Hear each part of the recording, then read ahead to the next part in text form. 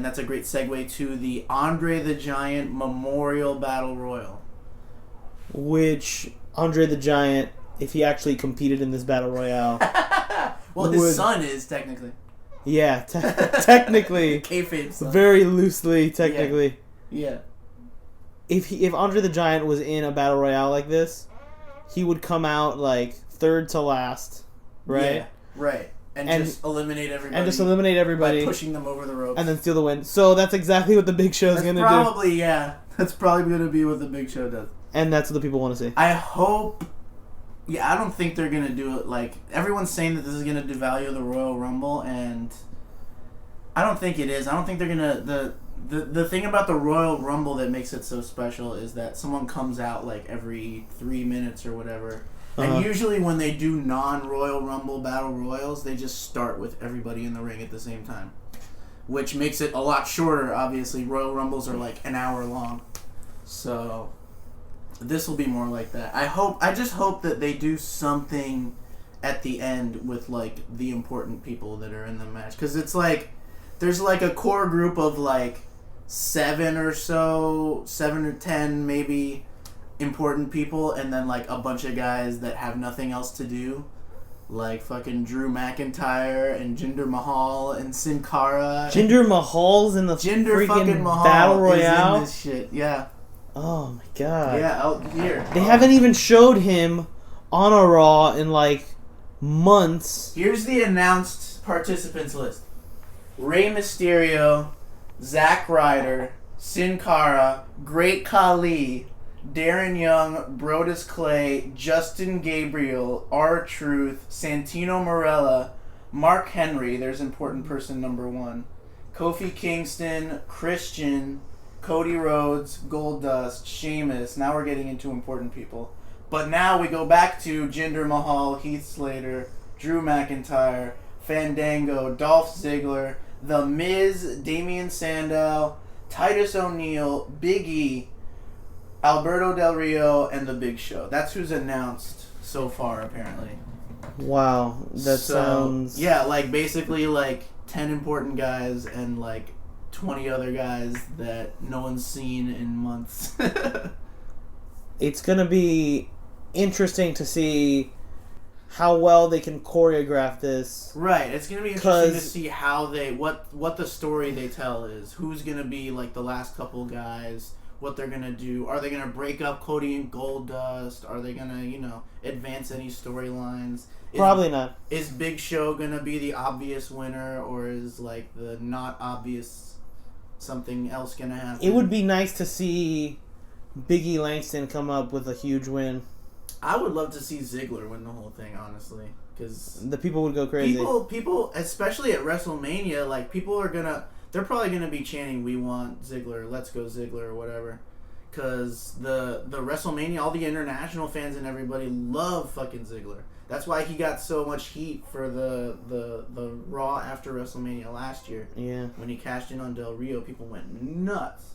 Because all the international fans stick around for the Raw. Maybe they'll open the WrestleMania with this. That might, yeah. That this might seems be like a good anchoring opening to... Yeah, that'd be a good, like, exciting kickoff, like, chaos thing to do. It wouldn't be so much straightforward wrestling, but yeah, it would be interesting. It would be kind of cool. The match I'm excited for, and all of my bearded brothers are excited for... Oh, yeah. ...is John Cena versus Bray Wyatt.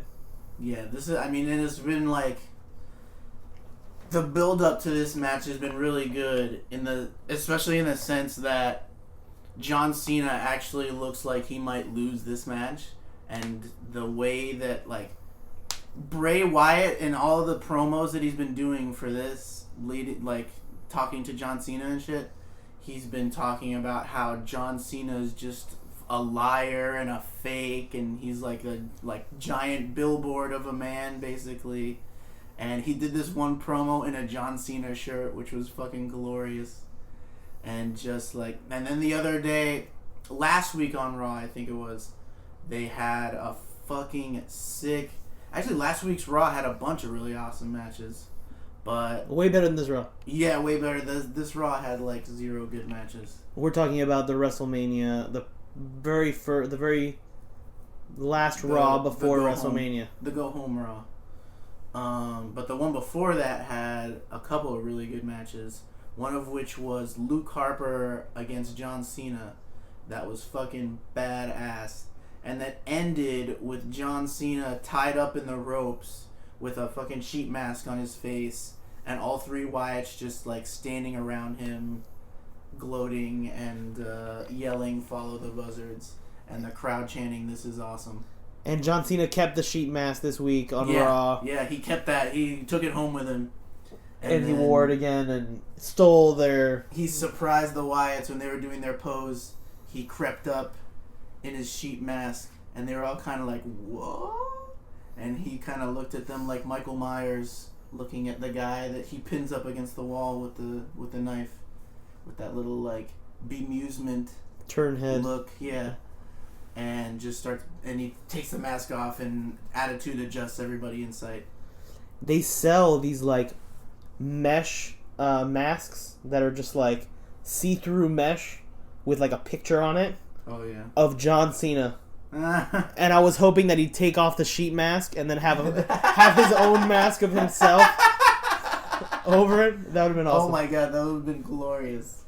They should have done that. That's why. I didn't realize they had that. That's why Bray Wyatt says they wear your face and stuff like that. Yeah. It's crazy. I'm looking forward to this match because I hope that they start a new streak. That Bray Wyatt gets a streak, and they started on like someone really fucking important, like John Cena. Yeah. And just like the promos that he's been doing, like everything he's saying about John Cena is like every person who hates John Cena's complaint about John Cena, that he's just like this superhero and he fucking is a giant billboard of a person and is just a t-shirt factory and fucking all this shit. Sweatbands. So and everybody that hates John Cena is in love with Bray Wyatt right now. And like I don't know if I don't think he's gonna win. Like a lot of people think that really think that Bray Wyatt's gonna win this match. I don't think he's gonna win. I just think that somehow he has to come out of this match better off than he was before it.